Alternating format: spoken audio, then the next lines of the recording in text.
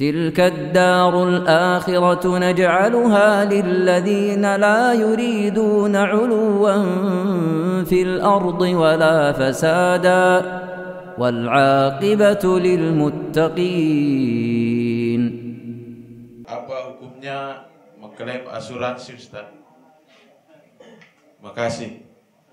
Asuransi ini kalau kita bayar, kemudian kita berhak untuk mendapatkan asuransi di dalam hal tersebut. Itu umumnya asuransi yang berjalan sekarang itu asuransi konvensional. Masuk di dalam hal yang diharamkan. Karena berkumpul padanya memakan harta manusia tanpa hak.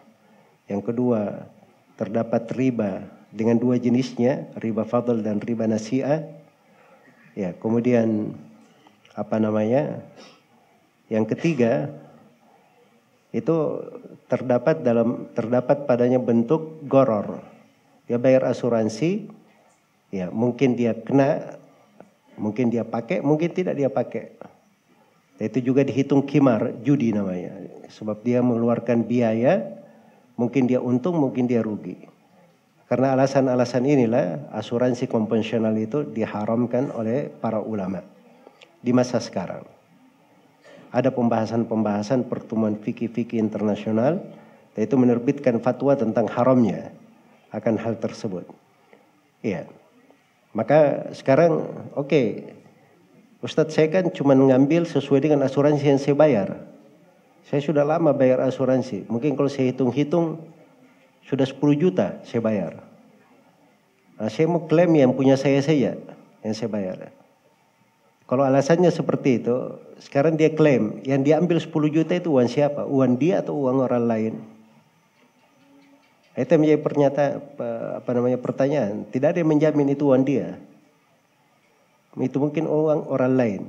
Terus hak untuk mengklaim itu kenapa diberikan ke dia? Yang lain juga berhak untuk mengklaim.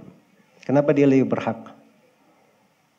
Itu semuanya dari hal-hal yang membuat seorang itu harusnya tidak mengambil asuransi-asuransi yang seperti itu. Kecuali kalau asuransi itu murni pemberian. Misalnya asuransi dari perusahaan. Diberikan untuk pegawai, gratis. Dia tidak membayar, itu boleh, nggak ada masalah.